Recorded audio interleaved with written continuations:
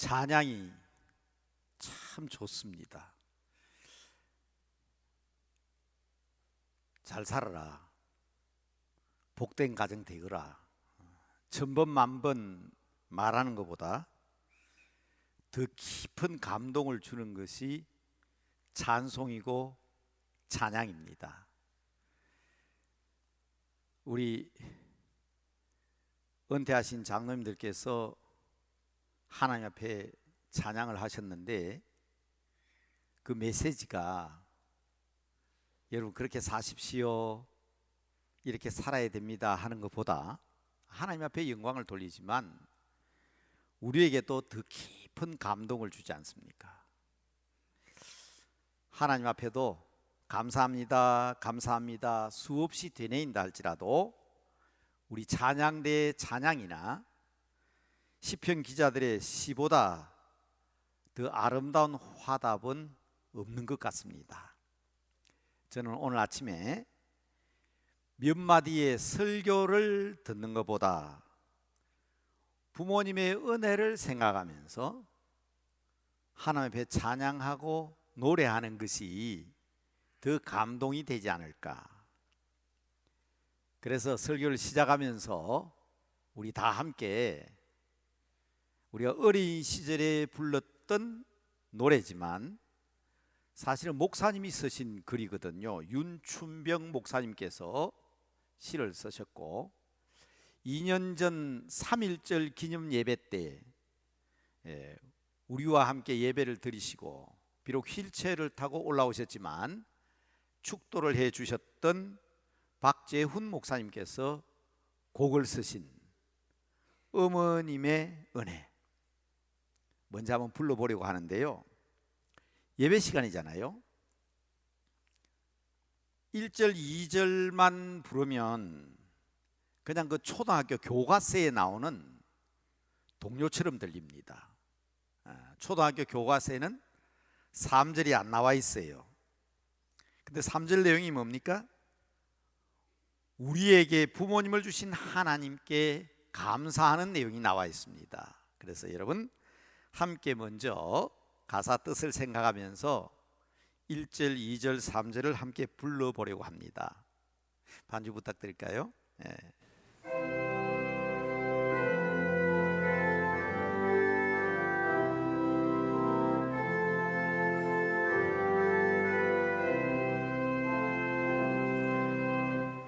높고 높은 하늘이라 말들아 하지마 나는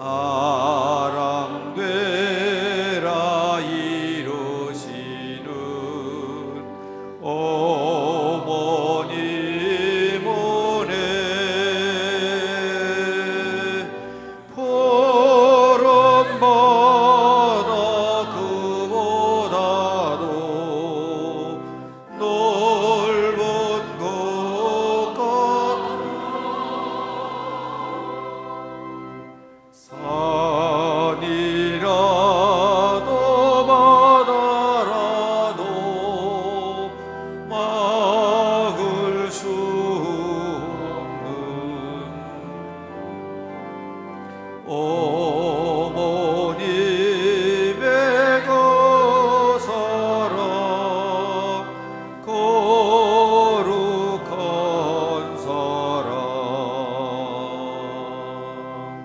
날마다 주님 앞에 감사드리자.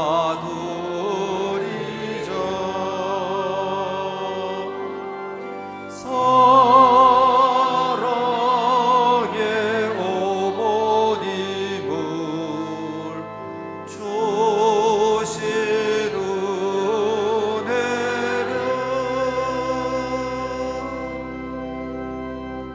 감사합니다. 이럴 때 안 부르면 옛날 초등학교 때 불렀던 그 노래 부를 게 없지요. 부모에게 순종하는 것은 정말 옳은 일입니다. 하나님께서 우리에게 부모님 주셔서 이 땅에 태어나게 하셨습니다. 그런데 성경은 이 마땅하고 옳은 일을 하고 있음에도 불구하고 부모를 공경하면 땅에서 잘 되고 장수하리라고 선포합니다. 그런데 이 복은요, 한 개인이나 가문에 국한되는 것이 아닙니다. 유대인들은요, 어머니를 하나님을 대신하신 분으로 표현합니다. 또 그렇게 교육합니다. 왜냐하면 우리가 하나님의 사랑과 은총을 이야기하지만 그 구체적인 사랑을 깨닫지 못하니까 하나님은 어머니라는 존재를 이 땅에 보내주셔서 그 하나님의 사랑과 은혜를 깨닫게 해주시기 때문이라고 이야기합니다. 세계적인 영웅이라고 불리는 프랑스의 나폴레옹도 어린이의 미래는 어머니의 손에 있다고 이야기하면서 프랑스에 훌륭한 어머니들이 있어야 훌륭한 자식들이 나올 것이라면서 나라와 민족에 미치는 부모의 영향력에 대해서 이야기한 적이 있습니다. 효도를 하는 것은 부모님의 사랑이나 어머니의 영향력이 개인이나 가문, 나라와 민족을 초월한 우주적인 것이다 하는 것을 이야기하고 있는, 입증하는 그런 증언들이지요. 우리나라에서도 전해오는 말이 있지요. 여자는 참 약하지만 어머니는 어떻다고요? 강하다. 정말 어머니는 자녀들을 위해서 때때로 초인적인 힘을 드러내실 때가 있습니다.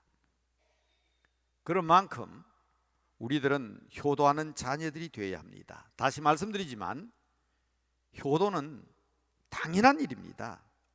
옳은 일입니다. 그래서 저는 이것을 일륜하는 말로 표현하죠. 부모에게 효도하는 것은 일륜의 첫째다. 성경도 십계명도 그렇다고 얘기합니다. 왜냐하면 십계명 가운데 1계명부터 4계명까지는 하나님에 대한 윤리죠. 우상을 만들지 마라, 여호와의 이름을 망령되이 일컫지 마라, 안식일을 거룩하게 지키라. 첫 번째, 나 외에 다른 신을 섬기지 말라. 1계명부터 4계명까지 하나님에 대한 윤리죠. 그래서 천륜이라고 합니다. 5계명이 보면 내 부모를 공경하라. 그리고 10계명까지 6개 계명은 우리 인간들이 지켜야 될 인륜이다. 그 첫 번째가 부모 공경 아니냐. 그런데 저는 여러 번 여러분들에게 말씀드렸습니다. 1번부터 5번까지가 천륜입니다. 하늘의 윤리입니다.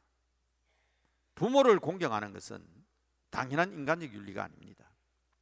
6번부터 10번까지는 맞아요. 인륜이에요. 하늘의 윤리를 저버려서는 안 됩니다. 이것을 거절할 수 없습니다. 당연한 하늘의 윤리를 따르는 것은 당연한 우리 인간의 도리요 법칙이라고 생각합니다. 부모를 공경해야 합니다. 부모 공경이 나라와 민족, 가문의 영광은 물론 방금 제가 우주적인 것이라는 표현을 썼습니다. 내가 땅에서 잘되고 장수하는 비결이라고 하지만 또 나라와 민족에까지 영향이 있다고 하지만은 사실은 더 나가서 하나님의 거룩한 뜻을 이 땅에 이룰 수 있는 그 첫걸음이 사실은 인간적으로 부모 공경이거든요. 그래서 옛날에 나라에서도 상을 줄 때에 효행상, 나라를 위해서 충성하는 것만큼 효행에 대해서 중요하게 생각했습니다. 우리 주님께서도요, 다른 건 몰라도 이 효도에 대해서는 굉장히 단호하셨습니다. 고르반이란 말이 무슨 말입니까? 하나님 잘 섬긴다는 말이에요. 우리 부모님 섬기는 것과 하나님 섬기니 얼마나 하나님 잘 섬기는 거냐. 근데 예수께서 뭐라 그랬어요? 그게 어떻게 하나님의 율법이냐? 그 너희의 유전이지, 너희가 만든 전통이지. 모세는 내 부모를 공경하라고 하였고 또 아버지나 어머니를 모욕하는 자는 죽임을 당하리라, 그렇게 엄명을 했는데 너희는 어찌 하나님의 계명을 저버리느냐고 꾸짖었습니다. 보이는 내 부모도 잘 섬기지 못하면서 어떻게 하나님 섬긴다고 하느냐고 호통을 치셨습니다.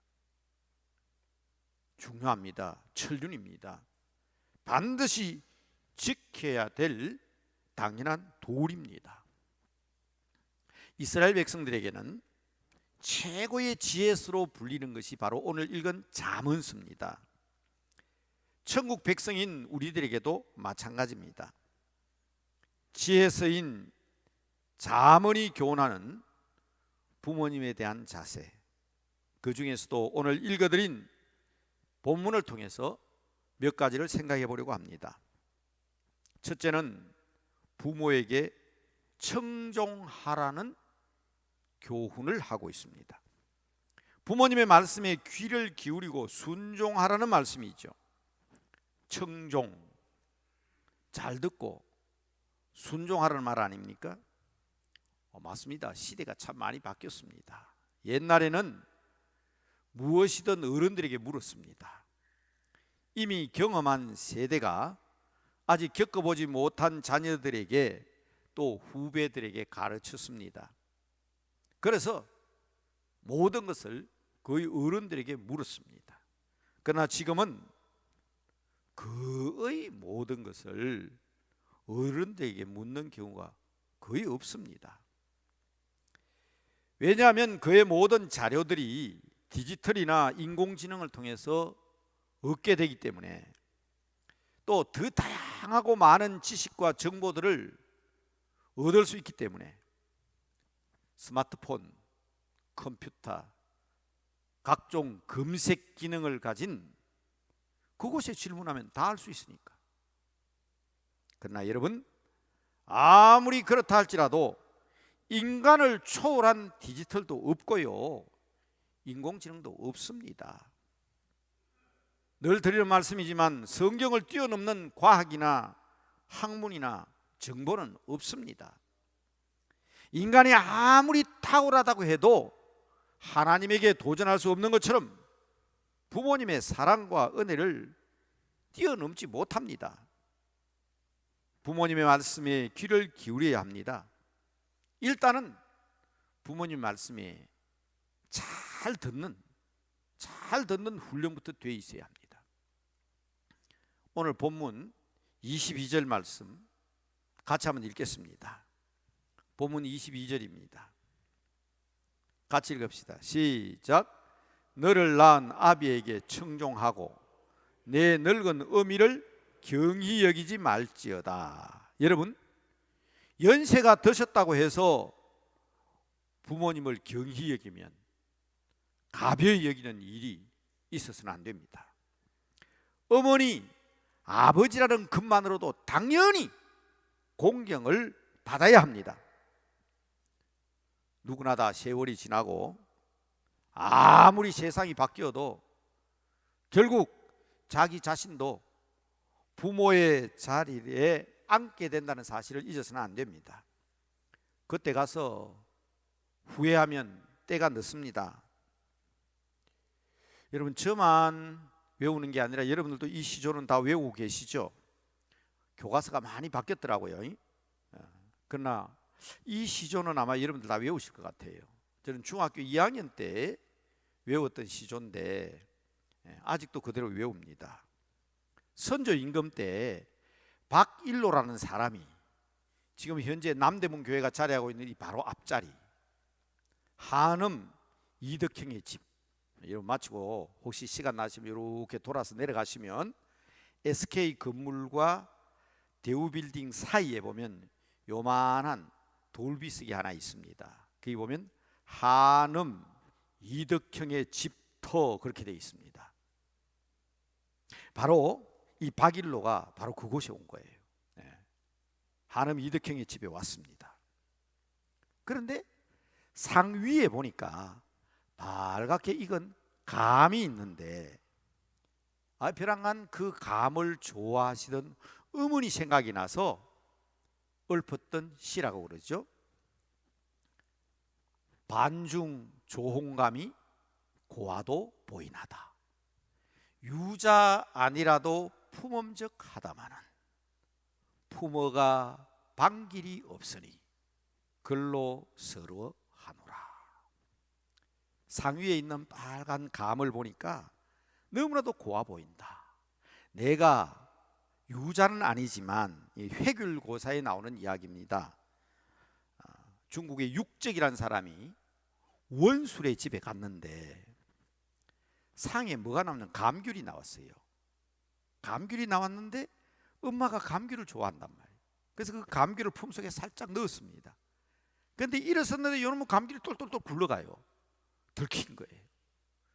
왜 감귤을 품속에 넣었냐 그랬더니 이 육적이 대답하기를 우리 어머니가 너무 감귤을 좋아하신다고.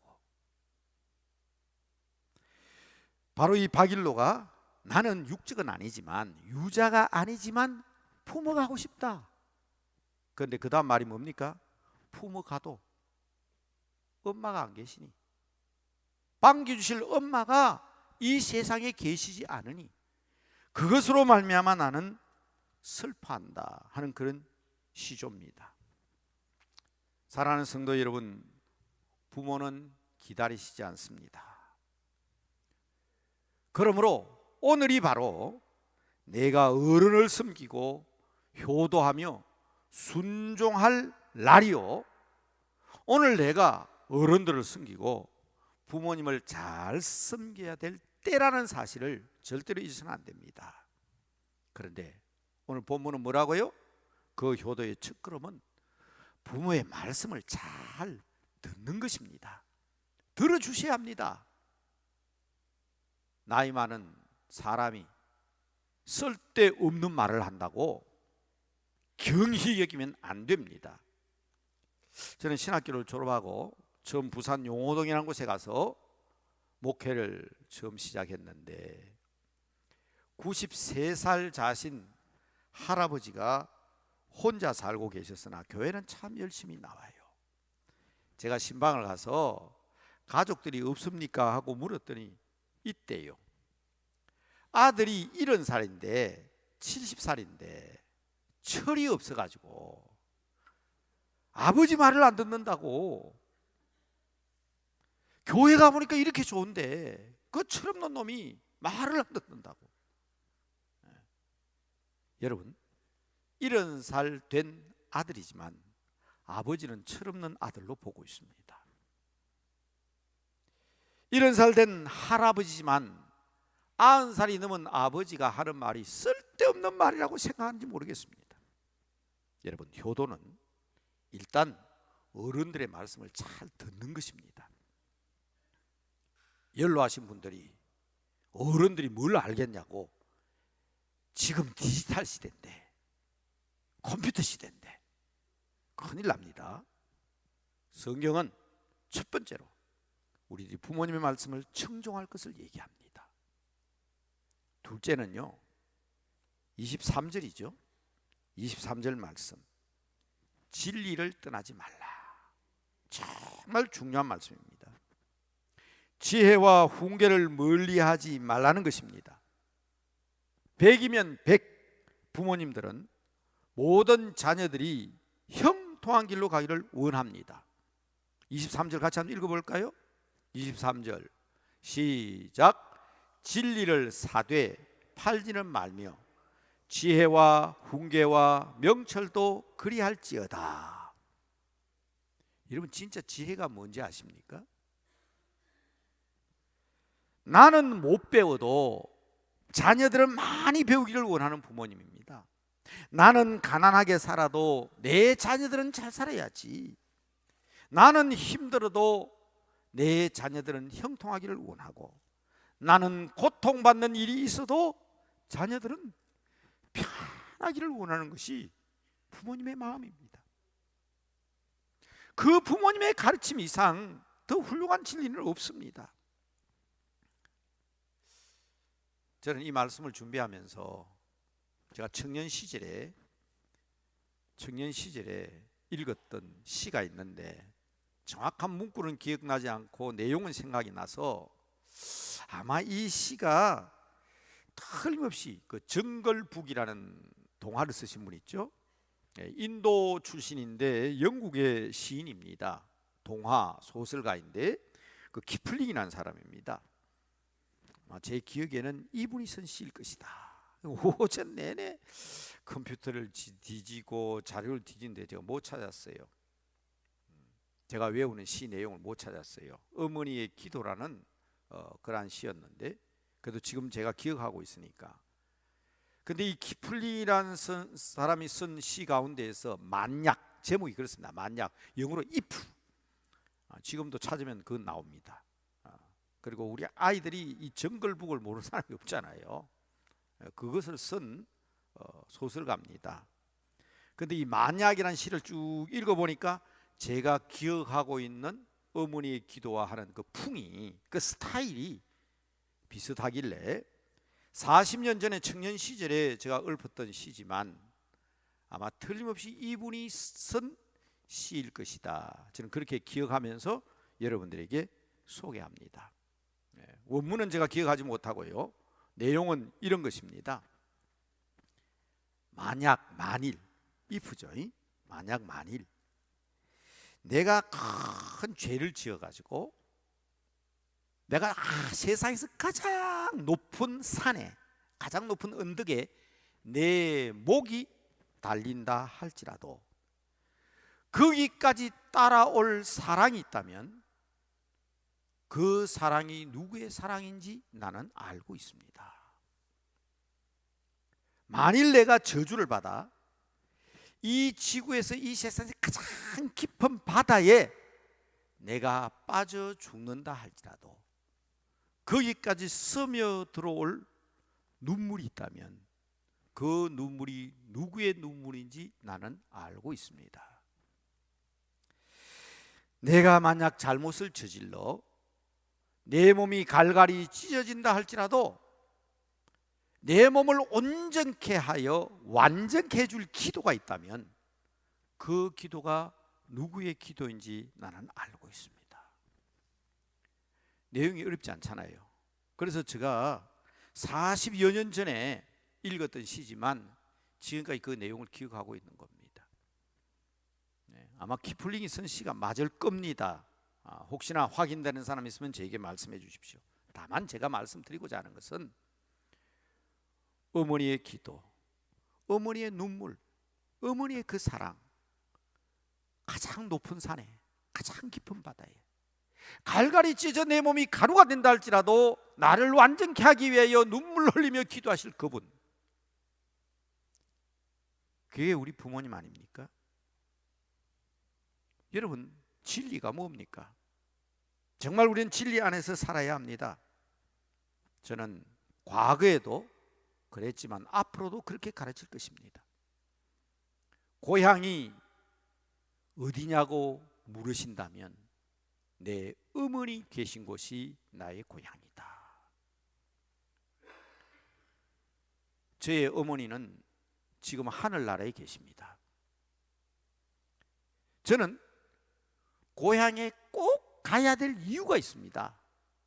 왜요? 평생 동안 나를 위하여 기도해 주셨던 나의 어머니를 만나야 되지 않겠습니까? 그 길, 고향으로 갈 수 있는 그 길, 어머님께서 계시는 그 천국으로 갈 그 길, 그 길은 진리. 그래서 오늘 본문에도 진리를 사되, 진리를 버려서는 안 된다. 진리를 팔지 마라. 어려서부터 우리가 부모님으로부터 교육받은 그 진리 한 길뿐입니다. The truth라 그랬지요. 절대적인 진리입니다. truth 아닙니다. 많은 진리가 있는데 그 중에 하나의 진리, truth. 그건 일리예요, 일리. 세상은 이 truth를 가지고 자꾸 진리라고 우깁니다. 그러나 진리는 하나밖에 없습니다. 십자가의 길, 우리 주 예수 그리스도를 통한 길, 그 길 외에는 천국으로 갈 방법이 없어요. 효도하기를 원하십니까? 이 땅에서 내가 아무리 최선을 다해서 효도했다 할지라도, 제가 말씀드리잖아요, 나 효도 다 했다는 건 아주 차다히 부려막심한 놈입니다. 효도는 다 할 수 없어요. 그러나 부모님의 가르침대로 이 진리의 길을 따라서 어머니 계시고 아버지 계신 그 천국 길, 그 진리를 바로 따라감으로 말미암아 그 나라에서나마 주님 앞에서 찬양하며 영광 돌리며 효도하는 자녀들이 되어야 되지 않겠습니까? 마지막으로 실제적인 말씀을 잠깐 확인하고 말씀을 마치겠습니다. 효도가 무엇인지 25절 말씀으로 확인하려고 합니다. 제가 24절을 읽겠습니다. 25절 함께 읽으시기 바랍니다. 의인의 아비는 크게 즐거울 것이요 지혜로운 자식을 낳은 자는 그로 말미암아 즐거울 것이니라. 25절 시작. 내 부모를 즐겁게 하며 너를 낳은 어미를 기쁘게 하라. 부모님을 즐겁게 해드린 그게 효도입니다. 참된 효도는 나의 생각으로 내 중심으로 하는 것이 아닙니다. 부모님이 기뻐하는 것이어야만 합니다. 다시 말씀드립니다. 후회하는 일이 없기를 바랍니다. 나이가 드신 분이 무슨 돈이 필요하냐고, 용돈은 무슨 용돈이냐고. 아닙니다. 연세가 드실수록 용돈은 더 필요합니다. 용돈 드리세요. 한번 드려보세요. 내 생각으로 무슨 나이 드신 분이 무슨 용돈이 필요하냐, 그건 내 생각이에요. 한번 들어보시라고. 기뻐하시는가 안 기뻐하시는가. 저는 청년들을 지도하면서 젊은이들에게 늘 그렇게 가르쳤습니다. 소득의 10분의 1을 떼라. 10분의 1은 하나님께 드리고 10분의 1은 부모님께 드려야 된다고 늘 가르쳐 왔습니다. 그런데 그게 다 좋아하는 거 아니더라고요. 기억하실는지 모르겠습니다. 세월이 지나서 그런지 모르지만 저는 남대문 교회 부임하면서 첫 어버이 주일날 설교 원고를 제가 봤습니다. 10분의 3을 떼라고 했대요. 10분의 1은 하나님께, 10분의 1은 부모님께, 10분의 1은 친정 부모님께. 돈주머니를 부인들이 차고 있으니까 이 말하면 참 좋아할 것이라고 생각했는데 지금 제가 그 얘기 못 하잖아요. 제가 봤어요. 댓글이 붙어 있어요. 혹시 보신 분 계세요? 교회 11조 강조하기 위해서 이상한 논리를 펴는 목사라고 그렇게 저를 평가하고 있더라고. 당연히 11조는 하나님 앞에 드려야죠. 그러나 나머지 부모님 몫과 친정 부모님 몫을 내기 힘들다면 조금 양보해서 말씀드릴게요. 용돈 드리세요. 즐길 때, 필요할 때 그렇게라도 용돈 드리세요. 부모님이 기뻐하십니다. 결국 부모님은 그걸 누구 위해서 쓰겠어요? 손주들을 위해서, 결국 나를 위해서 쓰십니다. 그리고 드림을 통해서 함께 기뻐하시면 거절하는 건 인사예요. 인사. 자주 문안 드리시고, 첫째 제가 말씀 잘 들으라 그랬잖아요. 두 번째 용돈 드리세요. 특히 저는 말씀드리고 싶은 게 있어요. 나이가 드신 어른이 뭘 그렇게 알고 싶어 하느냐고. 몰라도 된다고. 여러분, 그러면 안 됩니다. 말씀 많이 드리세요. 연세 드신 부모님이 무슨 도움이 된다고 그것까지 알려고 하느냐고 그러지만, 우리 예수 믿는 사람은 기도 이상 더 큰 방법이 없지 않습니까? 어렵고 힘든 일 부모님에게 얘기해도 도움이 안 된다고요? 부모님이 그 사실을 알게 될 때 뭘 하시겠어요? 기도하십니다. 기도 이상 더 큰 능력이 어디에 있습니까? 이야기를 듣고 싶어 하십니다. 효도는 부모님을 기쁘시게 하는 것입니다. 기독교는 효도를 생명으로 여기는 종교입니다. 물론 웨스트민스터 대요리문답에는 효도의 대상을 부모에게 국한시키고 있지 않습니다. 하나님, 아버지, 그리고 부모님, 성직자, 나이 드신 윗사람, 심지어 직장 상사까지도 포함하고 있습니다. 한마디로 말씀드리면 효의 실천만큼 더 큰 덕은 없습니다. 하나님 잘 섬기는 여러분들 되시길 바랍니다. 어른들 잘 섬기는 여러분 되시기 바랍니다. 부모님께 효도하는 성도들이 되시기를 바랍니다. 기도 제목 대신에 화면에 늘 기도 제목을 띄웠는데, 여러분 너무 잘 부르시는 노래 하나로 정리를 하려고 합니다. 이 노래는 여러분들이 너무 잘 아시는 노래입니다. 제가 어제 설교 원고를 정리해 가지고 우리 저 방송실에 집사님에게 보냈어요. 내일 마지막에 이 노래 부를 것이다. 그래 놓고 보니까 어제 5월 8일이잖아요. 문자가 카톡이 들어왔는데, 아니 다른 분들이 보냈는데 제가 설교할 내용이 다 나와 있더라고요. 그래서 제가 문자를 보냈어요. 집사님, 이거 안 합니다. 제가 다른 걸 하겠습니다. 그런데 너무나도 일반적인 얘기니까 정말 그래도 오늘의 말씀은 이 노래로 우리 스스로를 다짐하는 것만큼 중요한 게 없겠다. 그래서 마지막으로 이 노래를 부르면서 오늘의 말씀을 마치려고 합니다. 이 노래의 곡을 쓰신 분은 여러분이 잘 아는 이형렬 선생님입니다. 숙명여대의 음악대학장을 지내신 분이죠.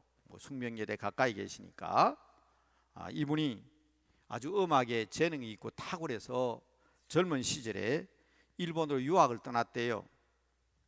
그런데 음악을 공부하려다 보니까 피아노가 없어요. 그래서 어머니에게 그런 편지를 보냈대요.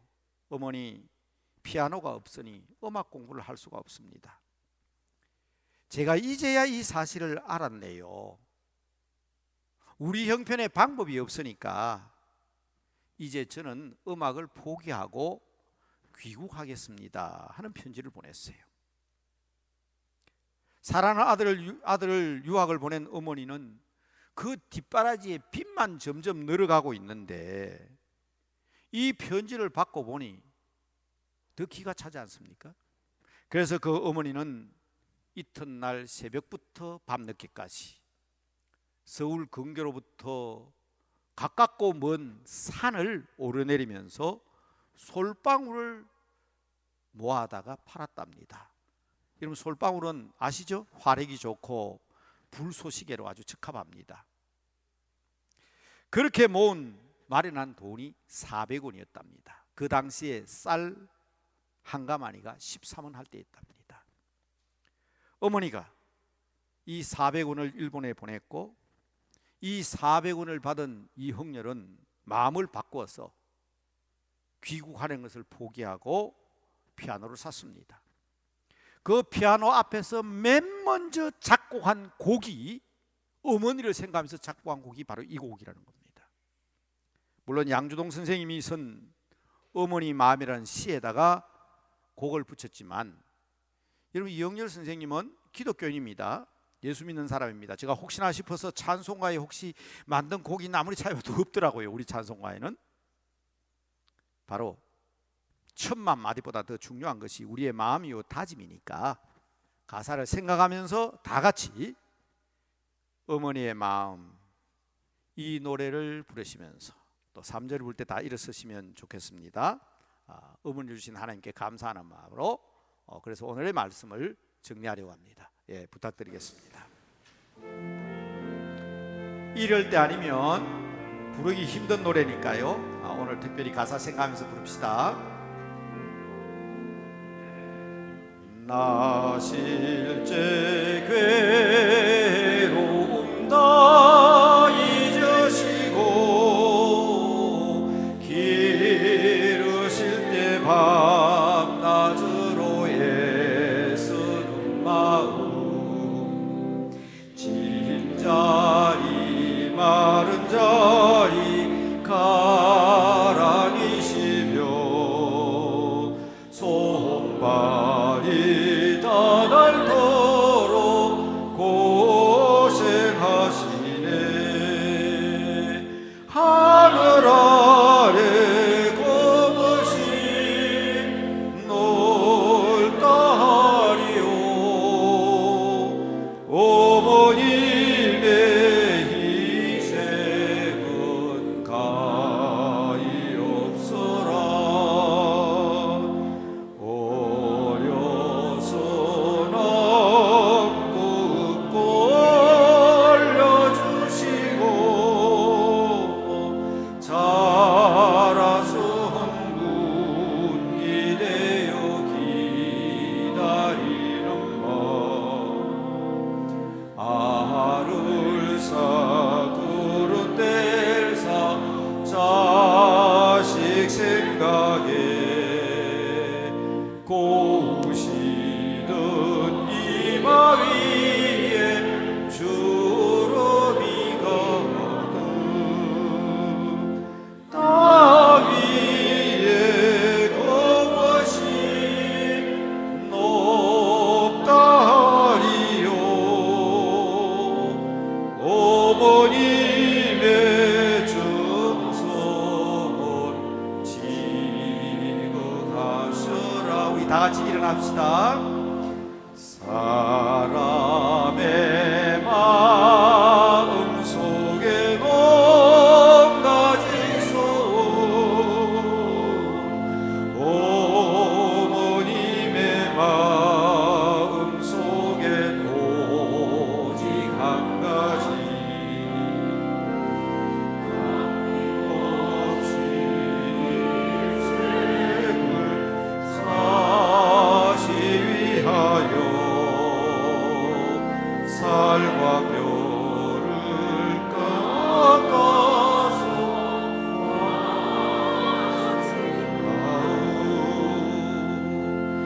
이 땅 위에 거머시 거룩하리요. 어머님의 사랑은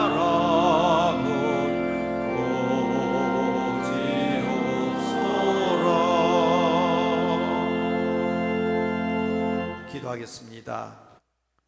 우리에게 하나님의 그 크신 사랑을 깨닫게 하기 위하여 부모님을 주셨고 부모님의 그 희생적인 사랑을 통하여 저희들이 이 땅에 존재함을 고백합니다. 우리 주님께서 우리를 위하여 피 흘리시고 그 십자에서 살찌져 주신 것처럼 우리 부모님들도 우리를 위하여 그토록 희생하셨습니다. 하나님, 저희들에게 이 놀라운 사실을 깨닫게 하시고 주님을 믿게 하셨을 뿐 아니라 천국의 백성이 되어 하나님을 아버지로 모시는 귀한 특권을 주셨습니다. 아버지 하나님, 이 땅에서 마음과 정성 다하여 부모님을 잘 섬기며 효도하게 하시고 하나님의 영광을 위하여 수고하며 헌신하게 하여 주심으로 우리 안에 거하시는 성령님으로 말미암아 주시는 지혜와 교훈을 따름으로 말미암아 아버지의 뜻을 이루어가는 거룩한 성도들이 다 되게 하여 주시옵소서. 예수님의 이름으로 기도하오며 지금은 우리 주 예수 그리스도의 은혜와 하나님 우리 아버지의 극진하신 사랑과 성령님의 인도 역사 교통하심이 주님의 몸된 교회를 섬기되 부모님에게 효도함으로 말미암아 하나님의 영광을 우리의 가정과 가문을 통해서 온 세상에 드러내기를 원하는 모든 믿음의 권속들 위해 이제와 영원히 함께하여 주시기를 간절히 축원하옵나이다. 아멘.